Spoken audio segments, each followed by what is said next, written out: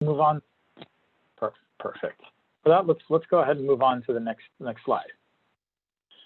So just want to thank you all again for being here, and this is just an opportunity, if you haven't done so already, to enter your name, your organizational affiliation, and a book or a podcast that you recommend.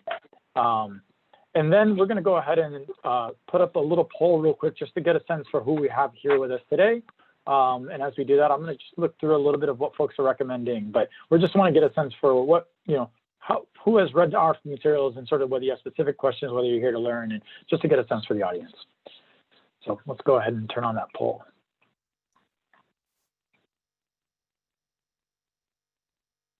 Okay, you should see the poll in front of you now. All right. Let's see. I see Mary. There you go. Okay, podcast Black Girls Trek. Thank you. The body is not an apology. Thank you for that suggestion. There's others. Okay, we're going to wait a little longer here.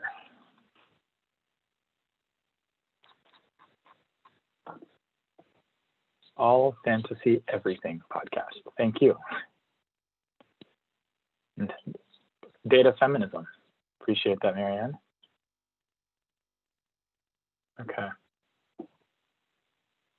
So just so as you all go in, I just want to state we will go through and lay out what this presentation will be about, is orienting you to the RFP or this inaugural grant application for the Portland Clean Energy Fund. We're going to orient you around that, and then at the end we're gonna have a section for questions. And so just wanted to make sure you know that mostly we'll answer clarifying questions as we go through the presentation, but more substantive questions we're going to record in our questions stack, and we will come to them at the end during our Q&A section. So know that we are capturing those questions. All right, next slide. Oh, let's actually, before we do that next slide, let's make sure we share these poll results. Apologies. Let's go ahead and share those results. So we've got a good distribution of folks, but it sounds like most folks have read some of the RFP materials and are here to learn. So appreciate having this background context. Okay. All right, next slide. So just want to start with the grant these guiding principles. These are the guiding principles developed for the program, and these were developed by our grant committee. Our grant committee is a 9-person volunteer committee, which will be the body that will ultimately be making the final funding recommendations for the program to Portland City Council. Our grant committee is majority BIPOC, Black, Indigenous, and people of color, as well as majority women. Now, these guiding principles were developed to help guide the program. They describe the values by which the Portland Clean Energy Program is administered, and they complement our legislative code. This is the language that folks voted on back in November 2018 when PCEF was on the ballot. And the guiding principles ultimately help ensure that the decisions that we make are being made in a way that aligns with the vision and values of the committee and the community. Now, they are that the program is justice-driven, it is community-powered, it is accountable, and it is focused on climate action with multiple benefits. Okay, next slide. This is just a quick overview of the kind of projects that can be funded in the categories that they fit in. This is all called out within the initiative language, but our largest set of funds our 40–60% of funds are clean energy projects and programs.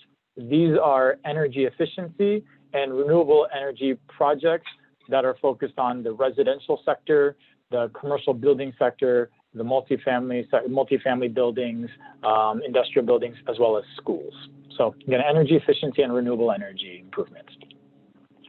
The next set of funds, bucket of funds, are contractor training and support, as well as workforce development. And that is focused on investing in diversifying the clean energy workforce, so those that are actually doing the work on these projects, whether it's energy auditors or whether it's those that are installing insulation, as well as diversifying the contractors who get to bid on these projects and making sure that we have more women, people of color, folks with disabilities, and others in the industry, in the job sector. The next sector bucket of funds is green infrastructure and regenerative ag. That's 10–15% of the funds will go there. And those are really your street trees, your green roofs, your bioswales, your community gardens, your urban agriculture plots. These are things that are, you're planting stuff into soil, and as a result, you're using practices that sequester greater carbon. And so it's really focused on planting, you know, the sequestration of greenhouse gas emissions in soils through plant matter generally. And lastly is the innovation category. It's really the other category. 5% of funds are going to be going towards things that don't directly fall in these other categories, but otherwise reduce greenhouse gas emissions and advance racial and social justice. At the top, you'll see that this current funding solicitation that we have open that we're speaking to is for 8.6 million, but in subsequent years, we will be releasing closer to 40 to 60 million. All right, next slide. It's just a starting place to make sure who is actually eligible to apply, make sure folks are all on the same page. So in order to apply, and it's called out with the initiative, you have to be a nonprofit organization. So you have to be IRS tax exempt, an active registered nonprofit with the Secretary of State, as well as not on our disqualified charities list.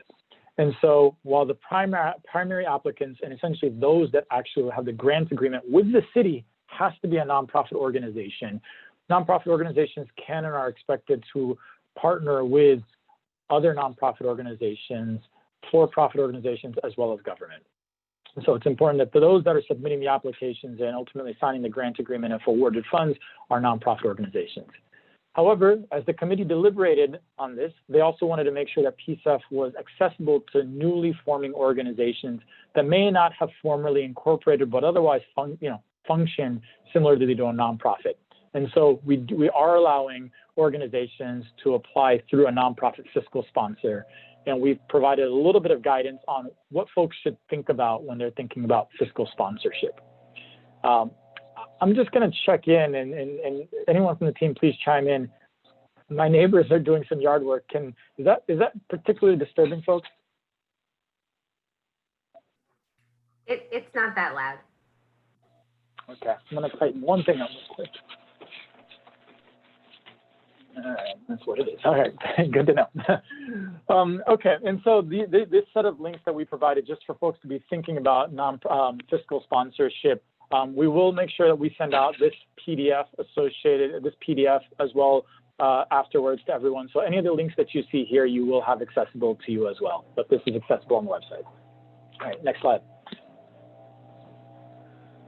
So our first set of funds are this first year, it's 8.6 million available, and that's I acknowledge that. And I think what we wanted to show here is these are the expected ranges based on those earlier percentages you saw. These are the expected ranges we expect to fund this year as in this solicitation. So about 3.4 to 5 million for clean energy projects, about 1.7 to 2 million for workforce development and contractor support projects, about 840 to 1.3 million for green infrastructure and sustainable agriculture projects.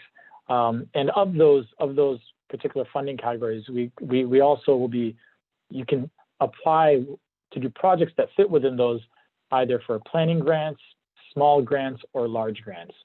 And so you'll see that planning grants can be up to $100,000, small grants can be up to $200,000, and large grants can be up to $1 million each.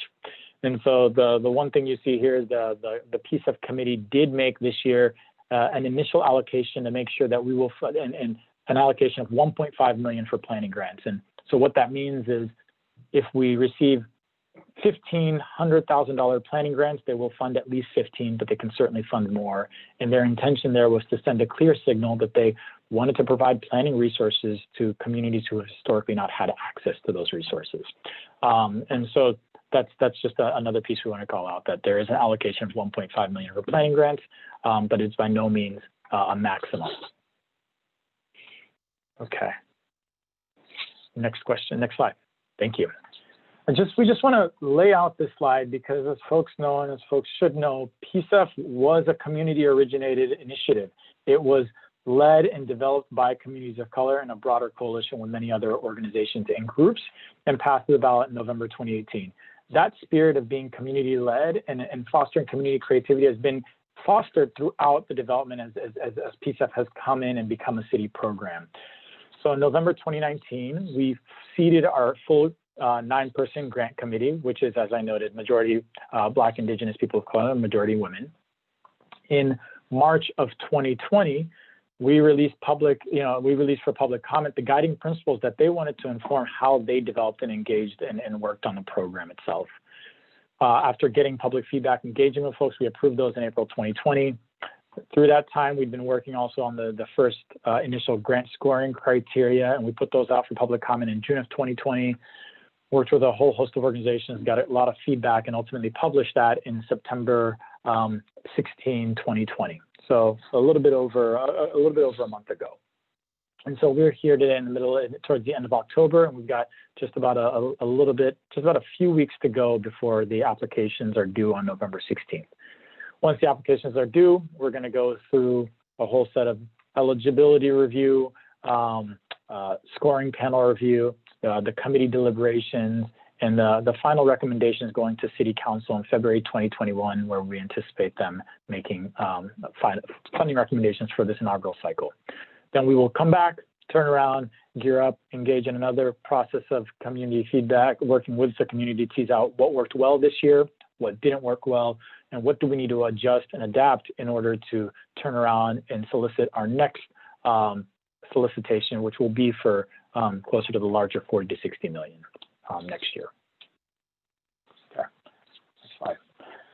So we just want to get an initial pulse around folks' interest in applying to the various different grants. And I want to acknowledge you can apply for multiple planning grants, small grants, large grants. They just have to be distinct projects. And so we just love to get an idea of what folks are interested in, and as well as your level of experience in applying for grants. So we're going to turn on this poll and would love for you to answer a handful of these questions.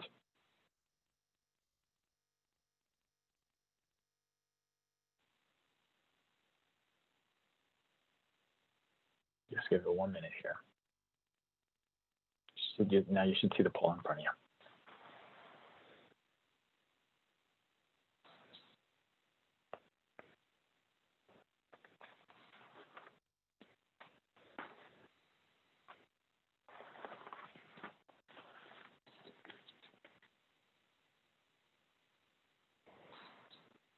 Wait until we have at least a majority of you, a good majority of you answering, and then we'll move on.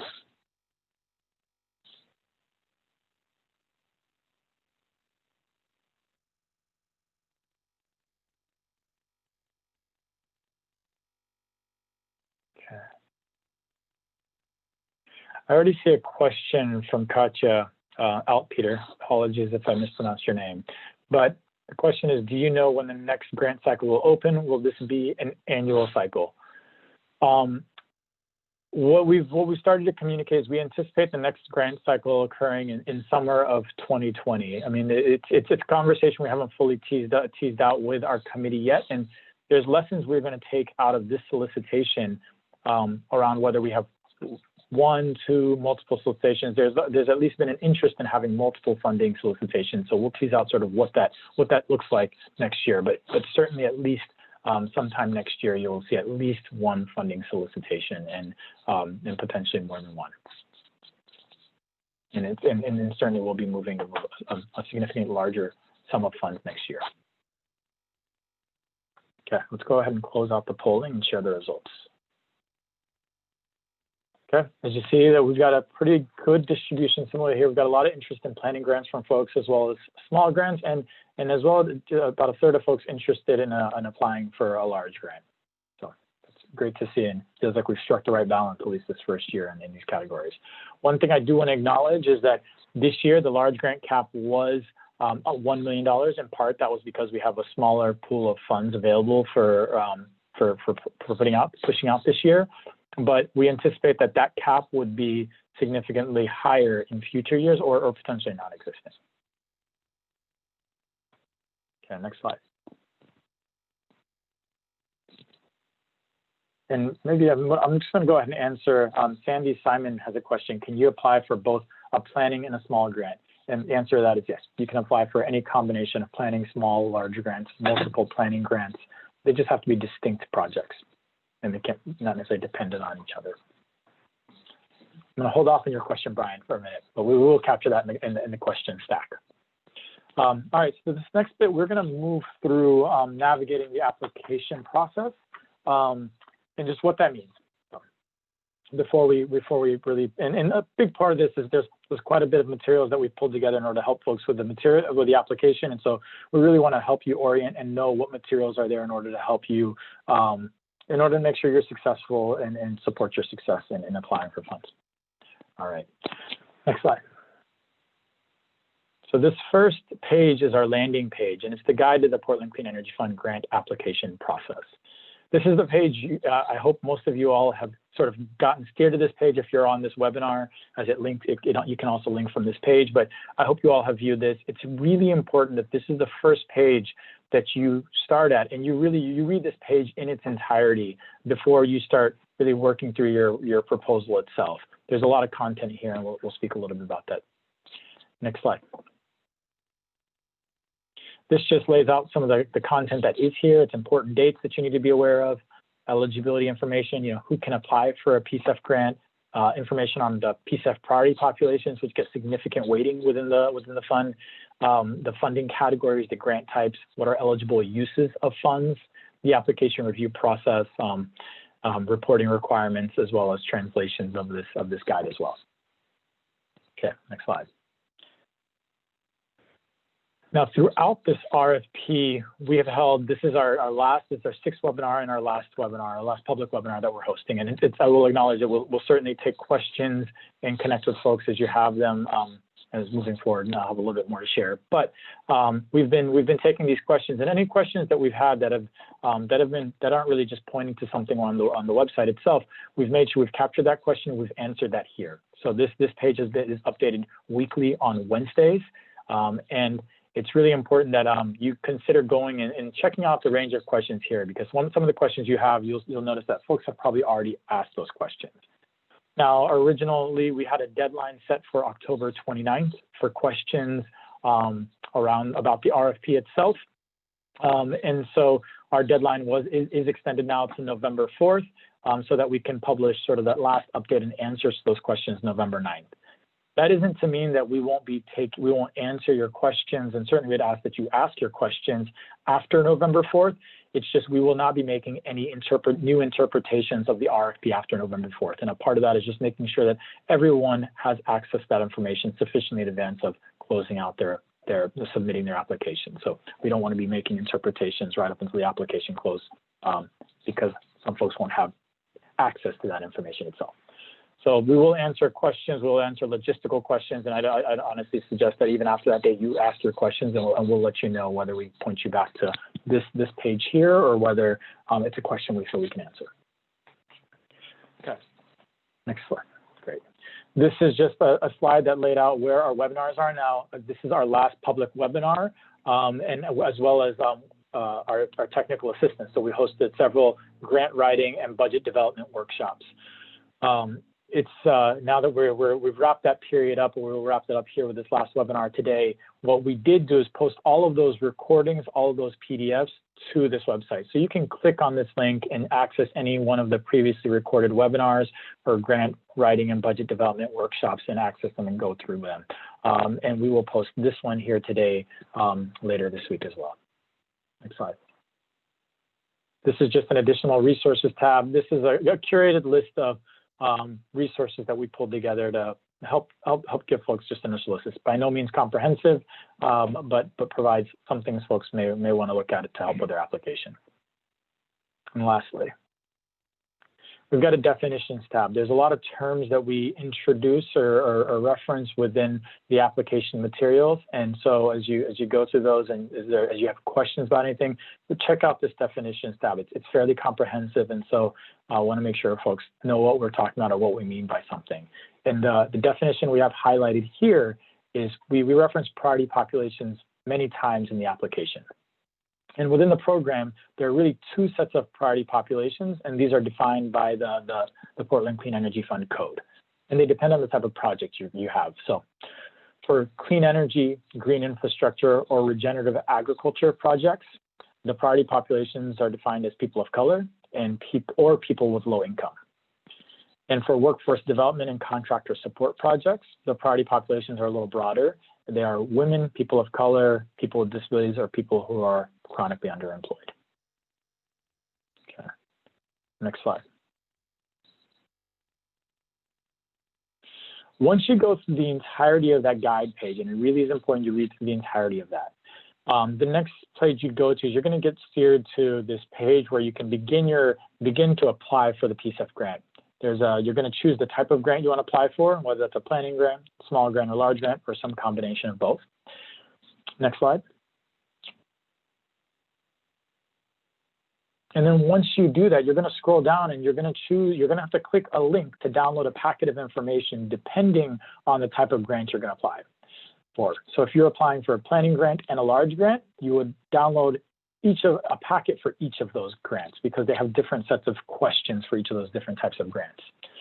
Now, when you click that link, it's going to direct you actually just to a folder. To the top left of that folder, there's a little download button right there you can see. And that download button will just download a zip file to wherever you direct it to on your computer. And it contains several folders that we will dig into in a little bit. But it just contains all the important material you need as you work and you develop your application and all the resources you're going to need, whether that's budget templates, whether that is sample grant agreements and other things, other questions or guidance and other things. So it's really important you do that. And we will be, for folks who may want, work better on hard copy, we will mail you a hard copy if that's what you need. You just need to connect with us, and we do our mailings once a week. So at this point, that's something you may want to think about whether you have the time. But we are doing mailings once a week. Where if we receive a request, we'll let you know when we can mail you a paper copy of these application materials. Next slide.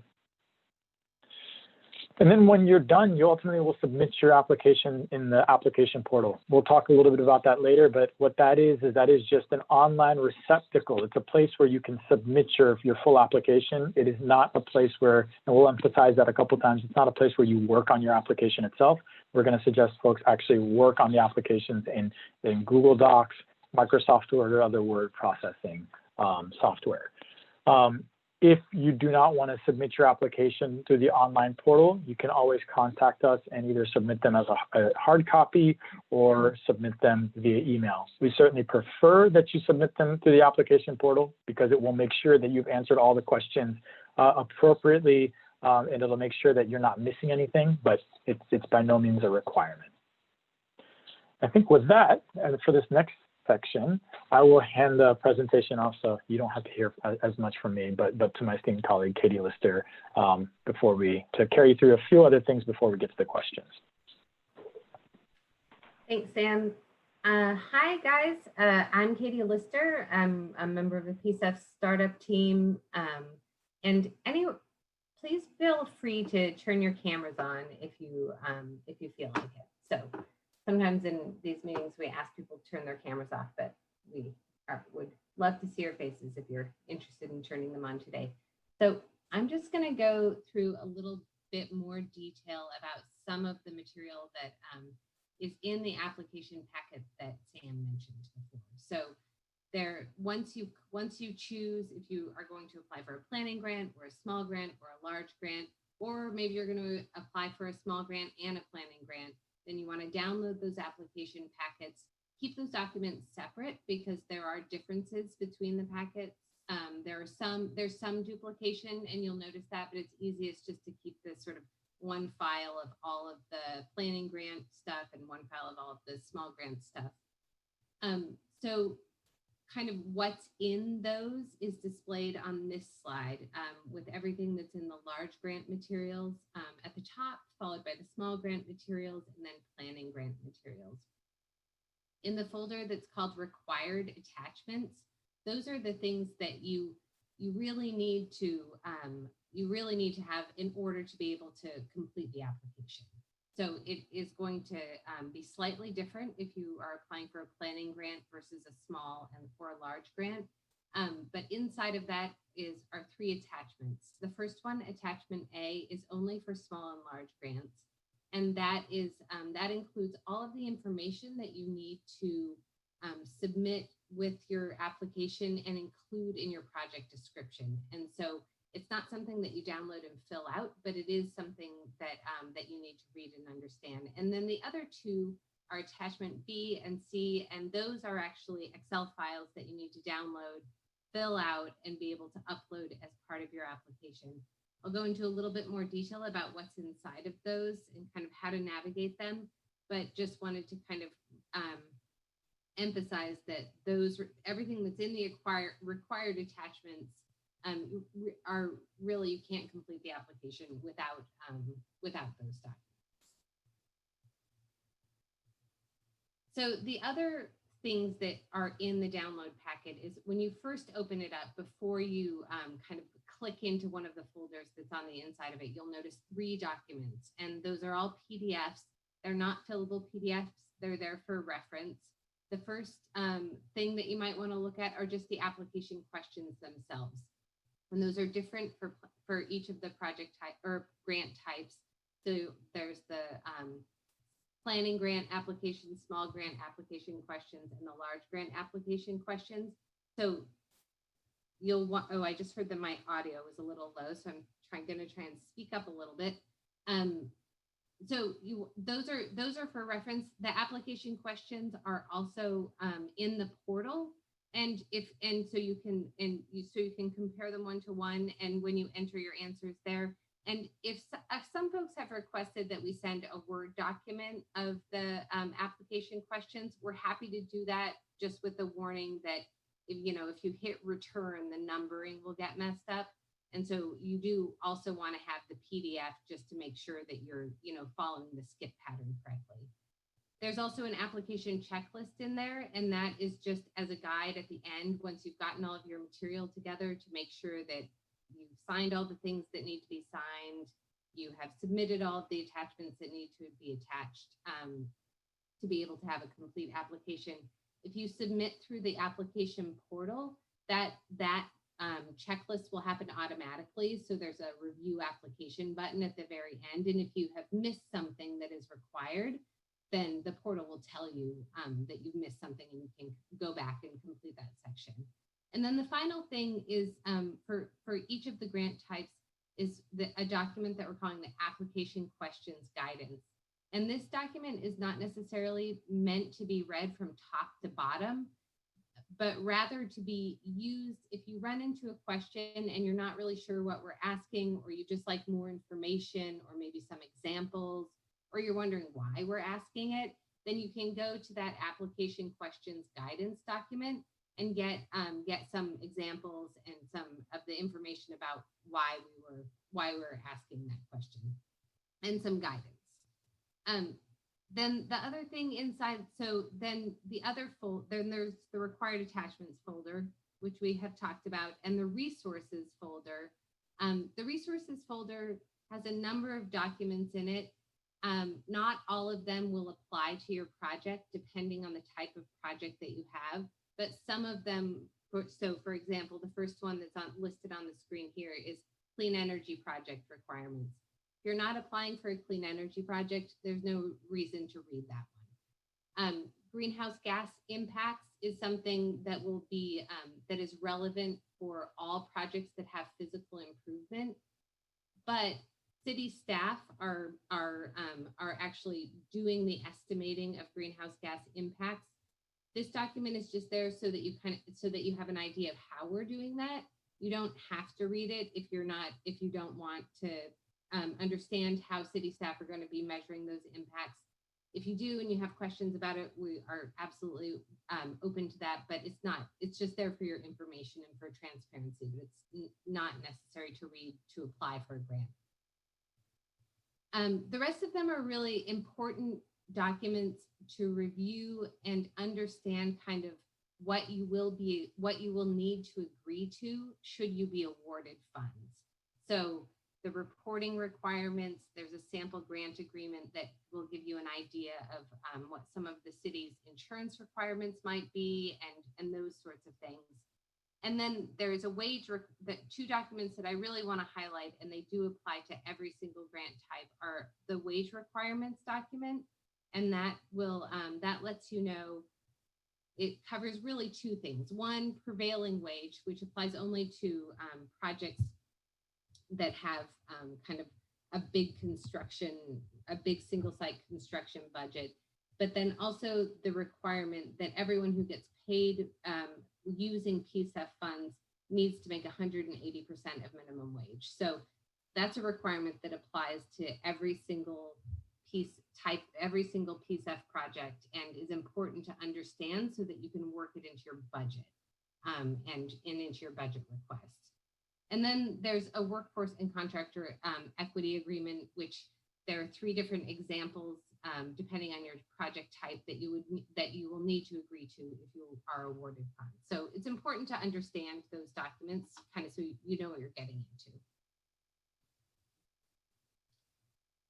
So I'm just going to pretty quickly go through, just give a little bit more detail on the 3 documents that are inside of the required attachments folder in the application packet.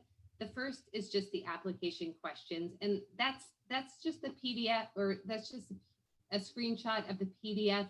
And we just wanted to kind of show you what the portal looked like, and that's over on the right-hand side.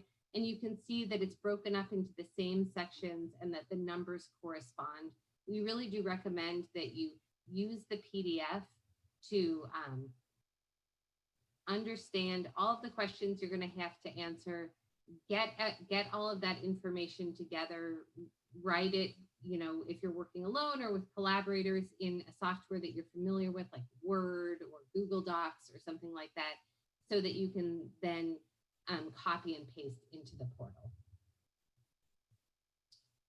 So attachment A, and this does not apply, again, this does not apply to planning grants, but attachment A is the information for small and large grants that needs to be included in the project description and scope section of your application.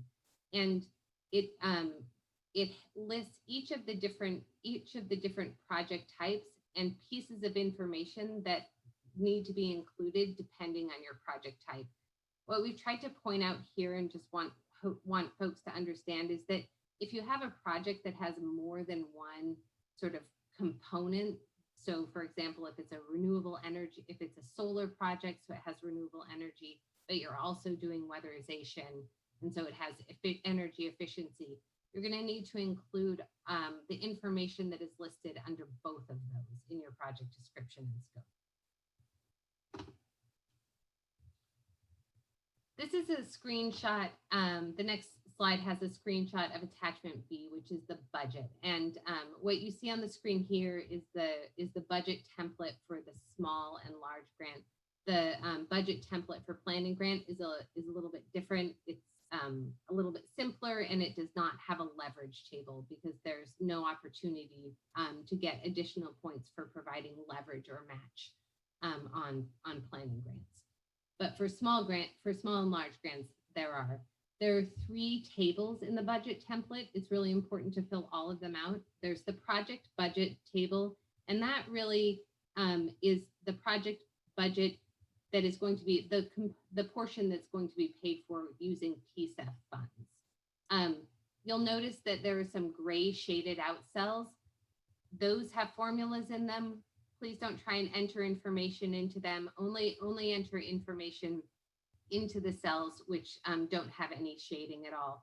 And there is in the budget template itself, there are instructions at the top of each sheet within the Excel workbook. And so it's important to read through those and just make sure that you're using the budget template correctly. So the 3 tables are the project budget table, the personnel detail table, and that's just a little bit more information about what your staff costs are going to be, and then there's the leverage table, and that is what match, and that can include in-kind match that you're bringing to the project. Oh, and here's an example of I forgot that this slide was in here. The next slide is a screenshot of the planning grant budget template. So you can see that it has fewer columns and it doesn't have the leverage table. So this is by no means a comprehensive list of kind of all of the information that you need to fill out a budget for your grant application, but just some tips and reminders. that we like to highlight. The first thing on the slide is probably the most important, in that we really want to encourage people to budget for what they need. Often in competitive grant applications, applicants and nonprofits will feel the need to apply with, promise to do as much as possible in terms of work for as few dollars as possible. PCEF is not a lowest cost wins program. We really want you to think about what resources you need to be able to be successful implementing your project, and budget to be able to pay for those resources. Another note just to keep track of is that if your project is multi-year, you need to make sure that you're budgeting enough money to meet the PCEF wage requirements in all of the years that PCEF funds will be used to pay people. So for example, starting July 1, 2021, so this coming summer, 180% of minimum wage will be $25.20 per hour. So everyone getting paid using PCEF funds needs to be making at least that much money. If it's a 2-year project, the next year, starting on July 1st, so the next fiscal year, they're going to need to be making $26.55 per hour. So just make sure that if you're building a multi-year budget, you're budgeting for those increases in wages. The next kind of set of bullets is just a reminder to pay attention to the caps. There is a cap on overhead, and that's 20% of the project cost, and that's 20% of the grant cost. If you are leveraging a lot of additional resources, it's not 20% of the whole thing, it's 20% of the PCEF project budget. There's a cap of, if you're using a fiscal sponsor, if you're applying through a fiscal sponsor, there's a cap of 10% on that fee. And if you are applying through a fiscal sponsor, the combination of the fiscal sponsor fee plus your overhead cannot exceed 25%. And there are some controls within the budget template that will give you an error message if you exceed one of these caps, and so that you can go back and adjust things so that it comes into line with these limitations. There is also a cap on the amount of funds, and this applies only to projects that have, to clean energy projects that have construction, and that is that only 30% of the total construction budget can be spent on non-energy related building improvements. And those building improvements need to be life, health, safety related. We're not looking to fund quartz countertops or things like that along with the weatherization, but do recognize that there is often deferred maintenance or other improvements to a building that need to be done along with clean energy projects. Grantees, and then the final thing is just a note that grantees can be paid both through reimbursement or through partial advance options. And if you are awarded funds, you'll be assigned a PCEF project manager to work with, and who will be sort of your primary point of contact for the duration of your grant, and will be the person who you negotiate the final terms of your grant with. And they'll work with you to set up a reimbursement or partial advance kind of payment schedule that makes sense both for the city and in terms of controlling for risk, and also for you in terms of we don't want anyone to cash flow situation. So the next slide has some just very high level bullets on the uses of funds, and this is not a comprehensive list.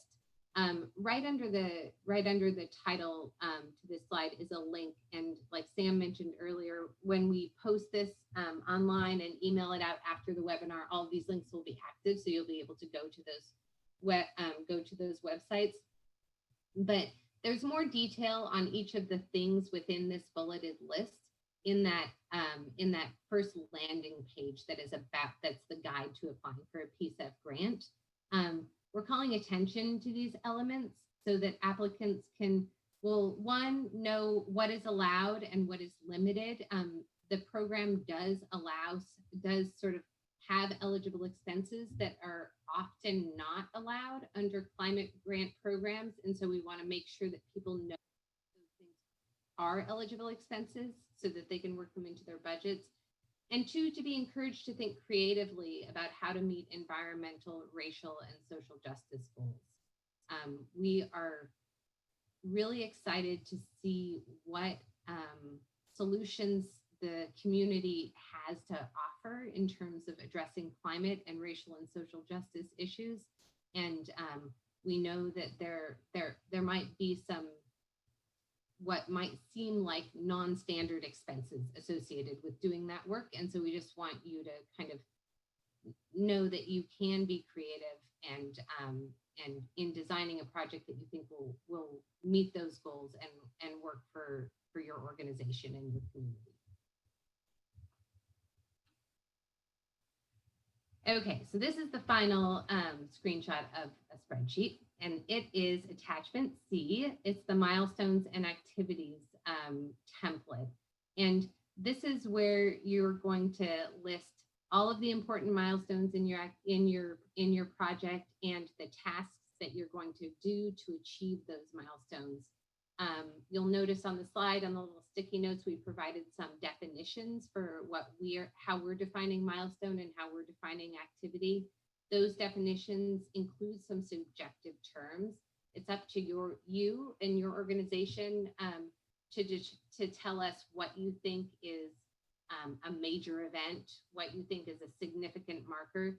One thing that I do think is important to note when you're filling out, or to think about when you're filling out the milestones and activities template, is that along with just sort of standard reporting requirements that the city will be asking of grantees, it is likely that when you sit down with your project manager or with the project manager from PCEF staff, who will be negotiating the final scope of your grant agreement, they'll be looking to this attachment to think about what are some of the other reporting requirements. So as you're filling this out, think about like how do you want to report on the important accomplishments of the project that you're planning, or the important events of the project that you're planning. And then we just have a few more slides that are just screenshots of the application portal before we get to kind of the open Q&A section. This is you do need to have a login to be able to access the portal. It's easy if you don't already have an account. It's easy to creating an account. However, there can only be one email associated with each application. So if you have more than one person working on an application, you're going to need to share login information.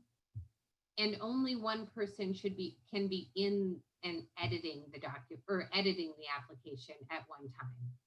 It's really not designed to be the kind of like a working platform. It's designed to be a platform that after you have gotten all of your information together, run it through a spell checker, have all of your answers, that somebody, can then go copy and paste it into the portal and to be able to submit it, and upload documents to be able to submit those. There's also just a screenshot of what will become your dashboard, because you can save and then come back. And that's kind of in the background of this, of the slide that's up on the screen right now. And what you see are just 3 kind of pretend projects. And that's just to demonstrate that you can have more than one, you can be working on more than one application at a time and save each one and then come back to it. So I think this is similar to a screenshot you've seen before, but this is for the small grant. You can see it's divided into sections. The last section is the application review. And that's where you will need to have completed all of the required information to be able to submit. We will be available to answer any questions, or if you run into any technical issues, something isn't working right. Staff is really committed to being available to work with people through those things. So just even up until, we know that the deadline falls on a Monday, and we anticipate being able to have some coverage over that weekend as well to be available to people who are trying to upload their documents. applications. So, and I think we can't say this enough times, but this is maybe the 7th time we've said it in this presentation, just that in terms of the application portal, this really is the last step. We want people to download it and review all the information, then complete their application before getting started in the portal. We strongly recommend that you type your grant application in a software that you are familiar and comfortable with, like Word or Google Docs, that you save those. Once you do get into the portal, be sure and hit save periodically. I know we all are getting, I think some of us at least are getting kind of spoiled by Office 365, which saves automatically for you. And we've gotten out of the habit of hitting save, but in the portal doesn't have an automatic save function. So just be sure and hit save periodically. And then also just a reminder that if you're sharing login information, you can't use the application portal at the same time, or else your answers might overwrite each other. And that is it, friends. Those are all of our slides. But it looks like we have some questions.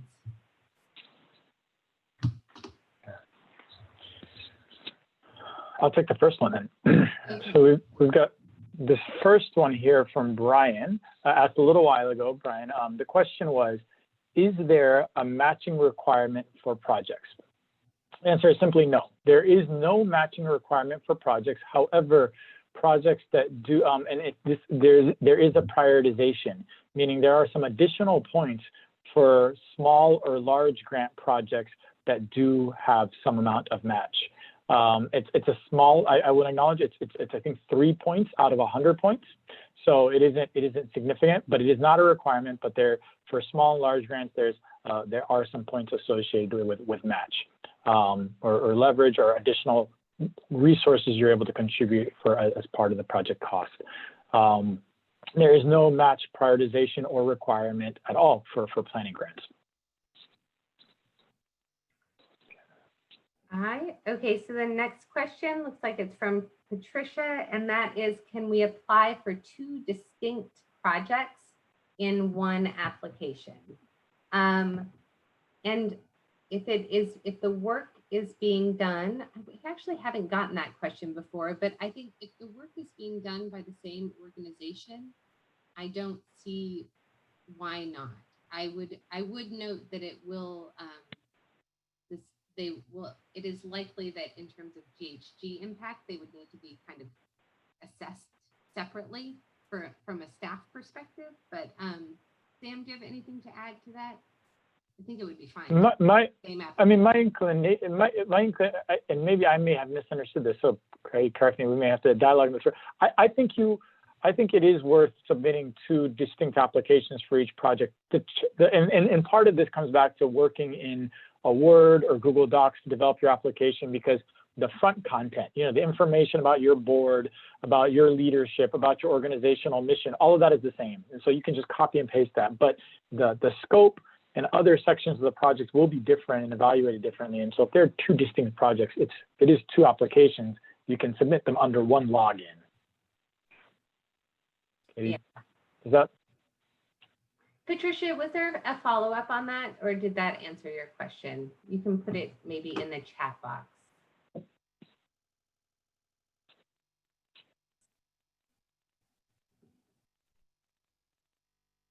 Okay.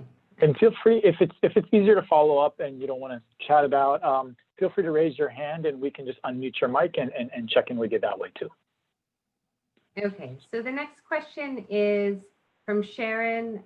When doing the application or uploading, are there documents that are there that we need to download, or is everything in the packet? So everything is in the packet. You don't download anything directly from the portal. And the only 2 things in the packet that you will actually be uploading are attachment B and attachment C. So that's the budget and the milestones and activities template. And then the second part of that question is, how long do you have to upload in the portal at one time? And I don't actually know if it it times you out. If it does, it takes a while. But I will follow up with our developer and get an answer to that question and post it on our Q&A. It looks like there's a clarification from Patricia in the chat. It says sort of answered. The question about one app as opposed to two for distinct projects sounds like there would be an advantage to separating them, but it is not required. Oh, okay.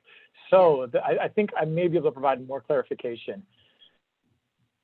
If one project is combined in if two projects combined in one application, that application will be evaluated in its whole. And so it'll be funded in its whole, or it will not be funded in its whole. We will not fund part of a project. So there is an element of you strategically thinking whether it makes sense to separate them because they can stand alone as two distinct projects, and you may be able to get one funded and not the other, or both funded.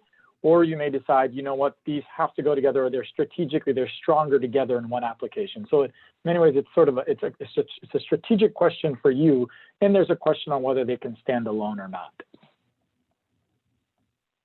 Yeah. Okay. So then there's another question that is just about that kind of another follow-up question on the portal, which is, can we upload additional information, PDF, video, etc., to our application? And the answer to that is yes. In the upload section of the portal, there is a drop-down menu where you can associate each of the documents that you're uploading with a question, because some of the questions ask for supporting documents, and some of the for some of the planning or for some of the grant types. But there is also the option to select other. And that's just for any additional material that you think supports your application. Sam, you want to answer this next one about minimum wage? Yeah, this is from Jackie. Question is, for the 180% minimum wage requirement, does this include student stipends? And so if a student is working on a project as an intern, but functionally working as an employee on the project's complete project work, they would be required to be paid 180% of minimum wage, at least. If this is just a stipend, a participation stipend for folks showing up to an event, or anything else that is not about compensation for actually completing work that's critical to your project, then no. Stipends can be whatever you choose as part of your application. So it really is it work you're compensating? It's that compensation is are you compensating them for that? And if you're compensating someone, it has to be at least 180%. And stipends typically are sort of as a thank you for showing up or whatever else. The next question is from Patricia, and that is, will PCEF require energy modeling for weatherization eligible items in a project? And for the application itself, there is no energy modeling requirement. We are asking people to provide an estimate of savings, an estimate of energy savings. So if it's an electric focused project, that's sort of a percentage reduction in energy bills. We are asking for pretty high level information, recognizing that there will be applicants who have maybe not yet even identified all of the households that they're going to be providing weatherization or efficiency services to, or distributed renewable generation services to. So no energy modeling required at the application. The GHG impact assessment will be done in-house by city staff. And there will be a technical review that will kind of look at the feasibility of the estimates relative to the budget. So, for example, if we see an application that says they're going to spend $500 in each house and reduce energy costs by 15%, we know that that's not very technically feasible, because it's just a mismatch between, the budget and depending on so there are folks who are going to be looking at the budget, the estimated reduction in energy use, and the project scope to sort of look at how realistic it is. This next question is from Mary Rain. It's, what is the MWESB, so Minority Women Emerging Small Business engagement goal for these projects as a percentage of soft and hard costs? So this program, at least in this current grant solicitation, we do not have any requirements or any goals. We are taking a race to the top approach, which means we want you to tell us what are you going to commit to doing as part of your project, and we will evaluate you relative to the others. So if and you can see that in the scoring guidance and I should acknowledge that for planning grants this would not be relevant. For small grants, we just ask about your diverse contractor strategy and your diverse contractor strategy.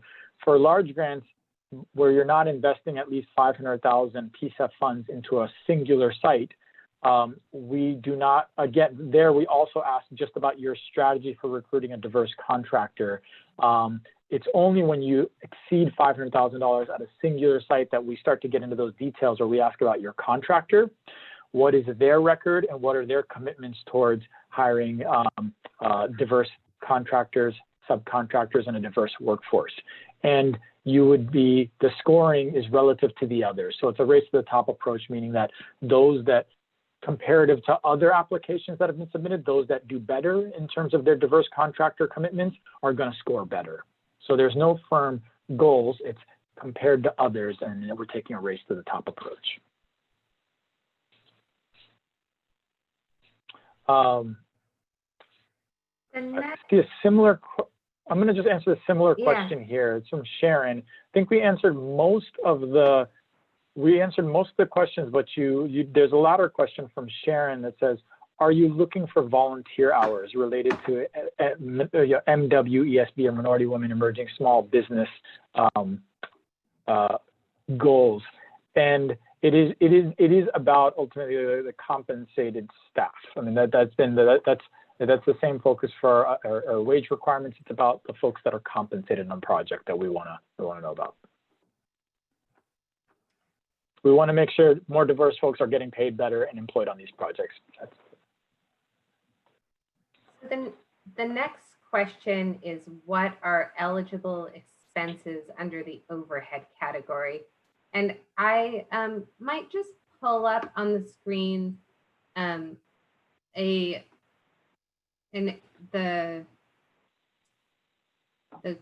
the document that is the application questions guidance, because I think that does have, so I'm going to go with the large one, and I think that it could just might be able to offer just a little bit of an answer to this question, and also let you guys kind of see what this document looks like. So you can see here that there is for each of the questions in the application, there's associated guidance.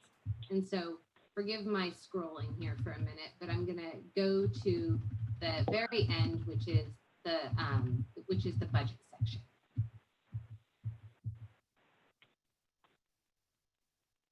And so this document should provide some guidance on what is included in overhead. And somebody else, if anybody on staff knows off the top of their head where it is. Okay, I found it. Row 14 is the overhead expense for the project. It's also sometimes called the indirect or administrative costs. So it's general operations, rent, utility, administrative staff, insurance, legal, website, telecommunications. One caveat I would add to that is that if you have administrative staff that are going to be spending a significant amount of their time on the PCEF project, they should really be billing directly, and that should be included in your project budget and on your personnel detail table. So when we say administrative staff here, what's captured under overhead, that's really more thinking about, like, if you have a front desk person who is is not necessarily working specifically on PCEF, but somebody might call about the PCEF project and they're going to be the one who answers the phone, or they're going to be the one who is, you know, processing the mail or things like that. So that would be included under overhead. Okay, so I apologize for that little diversion, but that is the answer to that question. Sam, you want to take the next one? Yeah. So this is from Marta. Can we allocate part of the grant budget to staff salary in the planning grant? Yes. If staff are working on the planning grant, we do expect you, and certainly if they have a substantive role, we do expect you to budget them in, you know, certainly include them in the personnel line, and that'll get fed into the actual budget as well. So again, this goes back to what Katie just spoke to a bit ago. If you have administrative staff that aren't directly working on the project but may provide some support related to the project, then you can pay for them. They can just be accounted for in your administrative, in your overhead category, or administrative expense category. But any staff costs associated with actually working on the grant on the project is an eligible expense. So the next question is from Linda, and that is the total breakdown of the categories of grants about the same as the responses today? 60% large, 47% small, 33%, or maybe that was supposed to be 60% planning, 47% small, and 33% large.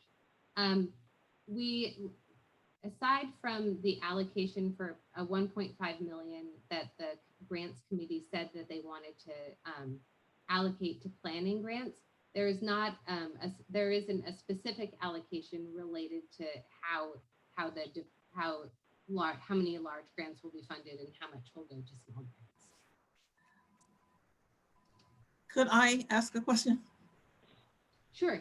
No, I didn't mean if you had an allocation. I thought you were referring to the when you asked that question, and I did mean 60% planning. When you asked that question in other meetings, did you mean that roughly 60% of the applicants were saying that they were thinking of the innovation grant? That's what I meant. Did I get the? I think planning can happen in any one of the categories. So you could do a planning grant for an innovation project, for clean energy, for workforce development, or green infrastructure, regenerative ag. And similarly, you could do any one of the other. You could do a small or large grant for all those categories as well. It really was just, and you can apply to multiple. So it really was, when you've sat in on any one of the other webinars, it's really just a pulse of the folks that are in the webinar indicating sort of what they're thinking about, which for us was just a sort of making, doing a reality check for us to get a sense. But we don't know obviously what the final numbers will shake out to be, and we certainly don't have any expectations. Does that help, Linda?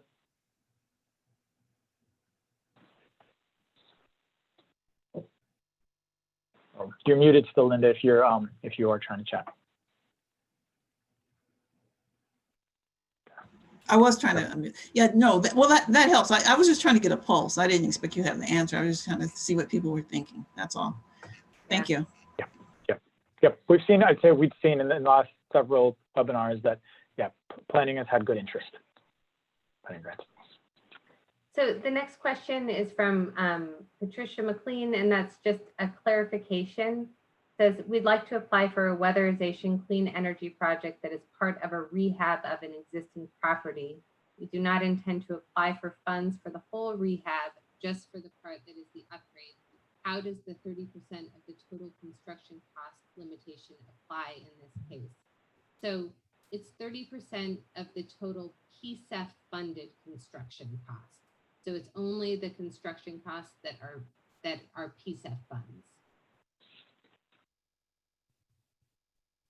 So hopefully that answers your question. If not, you can unmute yourself or throw something in the chat box. Next, I guess this next, oh yeah, I think we've already answered this directly, but just for folks who didn't see it, this was from Katya. This is, whom can we contact if there are questions as we work on the application? And just contact Clean Energy Fund at Portland, Oregon, city.gov, and staff are checking and responding to emails very regularly. And certainly we will be making sure that we're very appropriately staffing that as we get to the close of the grant period. The next question is from Jonathan, and that's, do projects have to be in Portland city limits, or is it the Portland metro area? And the answer is that if it's a physical improvement, the project does have to be within Portland city limits.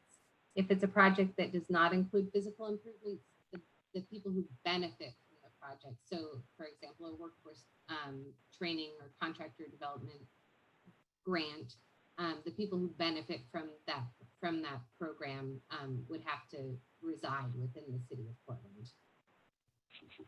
And that is a result of, that is in the ballot initiative and also now in the code. Yeah, thank you. All right, this is from Linda. It's following up on the two applications for one question. I think you answered my question, but I want to be sure I understand this correctly. Our project is an air quality improvement project, which also produces energy savings. The main benefit of our project is improved air quality. Can we combine an innovation grant with a small grant in the same application? So make sure I understand this first. So let me make sure I understand this for a second.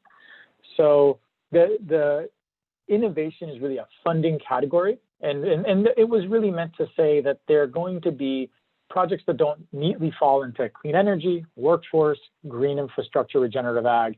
So for projects that don't neatly fall into one of those categories, but reduces greenhouse gas emissions and advances racial and social justice, they could still be funded, and it would be up to, on a 3-year basis, we'd be tracking that it's no more than 5% of the fund. So that's sort of that 5% fund can go towards those sorts of projects.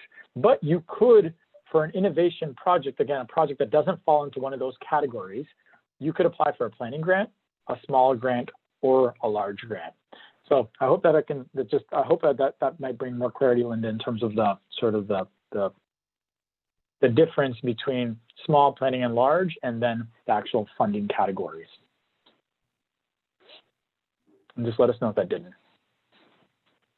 So the next question is very easy, so I'll take this question. Will these projects, once awarded, be posted on the website? And the answer to that is yes. We'll be sharing that information and posting information about the projects that receive awards. And I would add further, I think it's within the code language, and I think we state this, all applications will be posted as well. We'll see that exactly what, but all applications that per the code are required to be posted and shared publicly, so there's full transparency on what everyone has submitted. So that's important to know. Yeah, we will be, next. We'll be redacting contact information and email addresses and things like that if there are resumes attached. So just with that. Next question from Sharon. It's, I think actually this is from Mary Rain O'Meara. For an occupied rehab weatherization project, would temporary tenant relocation expenses be an eligible use of grant funds? I'm going slowly so I can think through this. Katie, if you've thought of this, please chime in. It's not ineligible.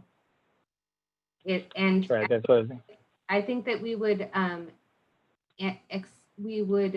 want to see a rationale for that expense and a justification of need, but I believe it would be an eligible expense. Yeah, it's important that PCEF is about funding, energy efficiency, renewable energy improvements, and some of these, and making sure some of those ancillary healthy home improvements are done. But as long as it's core to that is probably the thing that folks will be looking at. I think that's the last question that I see listed. If anyone, The chat box is still open if you have additional questions or if folks want to raise their hand and ask their question out loud. Or just unmute yourself and ask your question out loud. And as all these questions, we'll make sure we get posted onto the website by answers to these questions that you all just heard, so you can kind of sink into them or see them at least written. We'll post them next Wednesday to the website.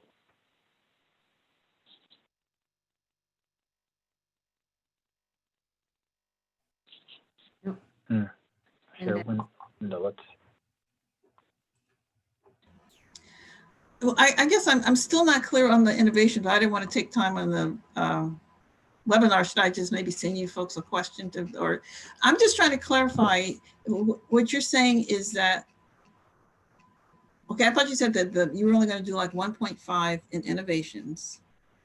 1.5 for planning grants. Okay, so that's the planning grant. And you can do, and you can do a planning grant in the same way that you can do a small grant or a large grant. You can do a planning grant for workforce development project, clean energy workforce, or workforce development project. You could do a planning grant for a green infrastructure project. You can do a large grant for a green infrastructure project. You can do a large grant for a workforce development project. So sort of planning small and large are they just define really the kind of little bit of boundaries of the kind of work happening in the group. That might not be the best. It's like you're strictly planning or you're implementing a project. That's really the difference. But you can plan in any one of these categories. That's why the planning kind of sits in the middle there in that visual. You see how like it sits in the middle. It's just to say that it really, you can apply for a planning grant spanning any one of those categories. But if 100,000 is not enough, since you got the max, so 100,000 is not enough on the planning side. Well, I guess my confusion is the planning and the innovation. I guess that's what, is that the same thing? No, and it's not captured here because we didn't set a specific allocation here, but innovation really, and the language is a little tricky. We've had a lot of internal discussions about this. As the initiative was drafted, and I will acknowledge we'll probably see clarity on this in future years. As the initiative was drafted, the innovation category is really more like an other category. It's really to say, if you have a project, but your project isn't quite clean energy, it's not really workforce, development or contractor support, and it's not green infrastructure or sustainable ag, but it is a project that one, reduces greenhouse gas emissions, and two, advances racial and social justice, so both of those, then you can still apply for the fund. It's just there's not as large a set aside, and that set aside is 5% of the fund. Okay. But so Linda, for your idea, what your proposal you're thinking of, you could apply for, if you've got you've got a project that doesn't neatly fit in one of those categories. You could say, we're not quite ready yet. We're going to apply for a planning grant this year because we still need to work on this project idea. Again, it doesn't fit in those. You'd apply for a planning grant. But if you're like, no, we generally know what we want to do, and we can answer all the scope questions in the larger small grant, then no, we're going to go for a large grant, and we're going to get this thing done. The key thing to note is a planning grant is just meant for that. It's meant for planning. There's no implementation that should happen in a planning grant. Whereas in the smaller large grant, we always expect people to do some planning as part of their project scoping, as part of their project development, but it's an implementation grant. Okay, that explains it, because we should be doing innovation, not implementation, not planning. Okay, thank you. Sure, you're welcome. And I will just add that those allocations are not, we give ranges so folks have a sense for what's available to help for their planning as they think about how they enter this program and submit their proposals. We are tracking that we are meeting the initiative's intent around these funding, how much we're funding for clean energy, workforce development, contractor support, and green infrastructure and regenerative ag, as well as innovation on a 3-year basis. So that's just something to know that's really for us to make sure we're not going too out of sync in terms of pushing funds to one of those areas. And I did, just because there are two new questions in the chat box, but the second one that came in is just related to what you were just talking about, Sam. And that was from Kevin. He said, did I hear correctly that innovation grants are 5% of the fund? If so, what is the total amount? And so I think that this answers the question. But to reiterate what Sam just said, those are targets that we're going to be tracking on a kind of 3-year average basis. So in 3 years from now, we'll kind of look at the fund and say, are we generally hitting these targets? They're not firm allocations, they're just targets. And so the 5% is going to be different from year to year. This year it is, I'm not going to try and do math in public, but it's 5% of the 8.6 million that's available, and next year it will be 5% of the 40 to 60 million that's available. So this year, I did the math for you, Katie. Okay. This year it's 430,000. Okay. And then there was a question. Was a question from Jackie, and that is, do you have any recommendations if we are looking to do a multi-year grant? Will we be able to reapply next year? So, for example, we're thinking of applying for a planning or small grant this year, which will be the groundwork for another small or large grant next year. And yeah, the answer to that is that yes, you will be eligible to reapply next year.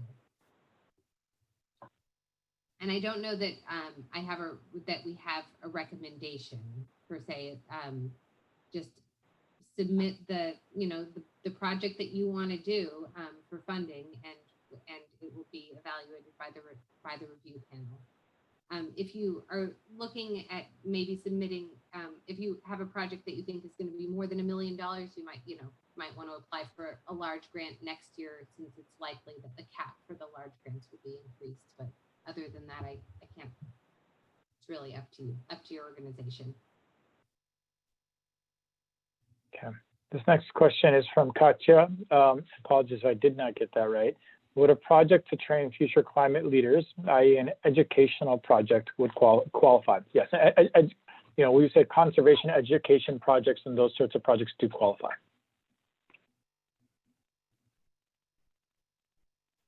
Okay, so I think we caught up with the questions that are in the box. We are still here, but I wanted to see if maybe we can do that, take the exit poll right now while you all are thinking about your final questions, just so we can capture folks before too many other people log off.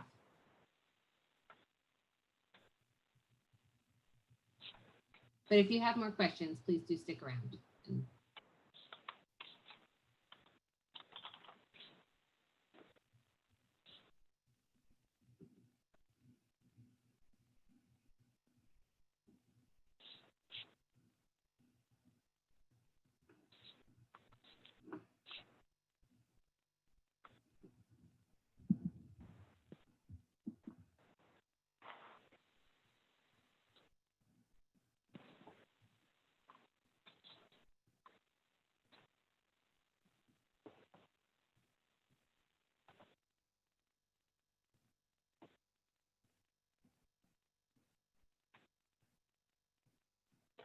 I'm getting some questions here. Mm-hmm. Okay, we've got a question here from Ben Lost Heart. Can you tell me how youth programming around clean energy might fit in the categories? Youth, K through 9th, clean energy program might or might not tie into future workforce opportunities in clean energy. In the application itself, we asked for you to check off different boxes around. We're like, is this a workforce or contractor development project? Is this a clean energy project?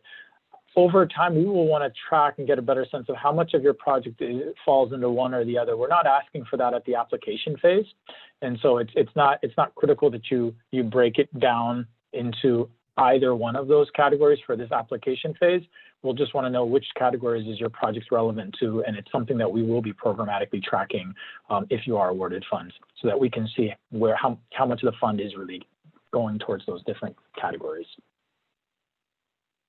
Yeah, The other thing that I might recommend is that you look at the scoring criteria related to the different types of projects, because for projects that, I mean, there definitely is a different expectation of GHG reduction for sort of education and training projects than for what we have been thinking about more as clean energy projects, as having physical improvements and things like that. So I guess I would just take a look at that also. Yeah. The next question is,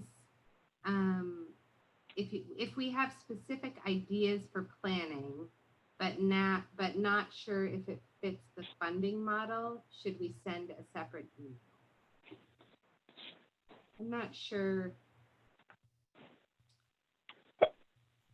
I understand the question. I guess I would say that the planning grants are definitely intended to support planning for projects in the areas that PCEF funds grants in. So if you're planning, we want you to be planning for a clean energy project, green infrastructure and sustainable agriculture project, a workforce development and contractor support project, or an innovation/other project that addresses climate change and advances racial and social justice.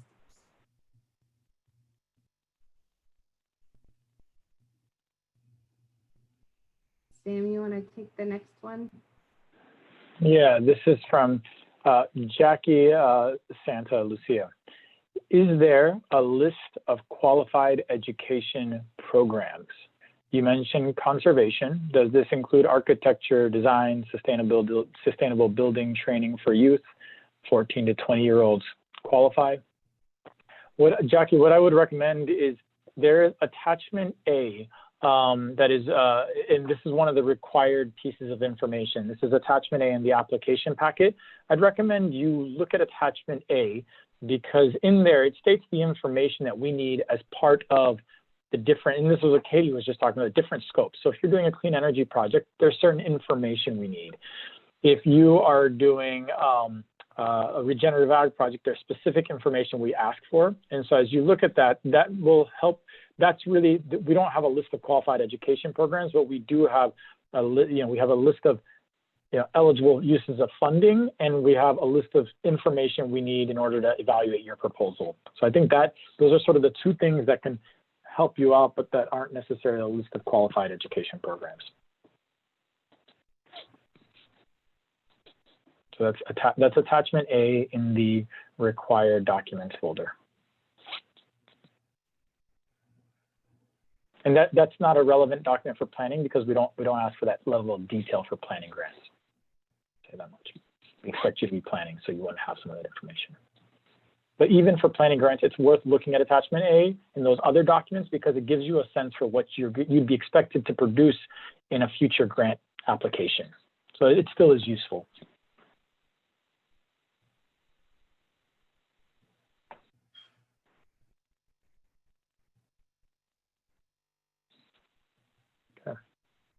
Coming up on a couple minutes. Yeah. Go ahead. Oh, I was just going to say, it looks like there aren't any other questions, but I did just want to remind folks that if anything comes up, to please send those questions in to us before November 4th, and because so that we can answer them and post them on the Q&A portion of the website. After November 4th, we won't be answering really substantive questions, but if you get stuck on something logistical or you don't know where a piece of information is or the portal isn't behaving correctly, we are absolutely available to answer with those questions and that kind of assistance.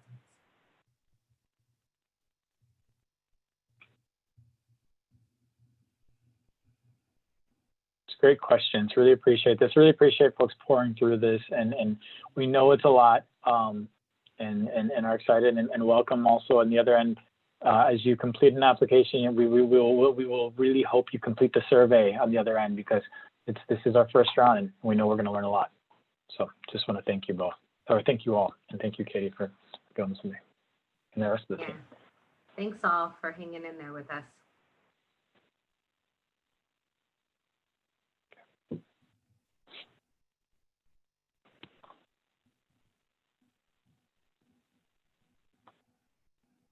And thanks to Ben for keeping your camera on.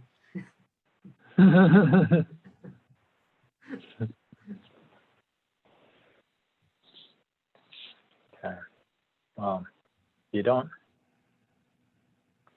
have to go home, but you're going to have to leave here. That's right.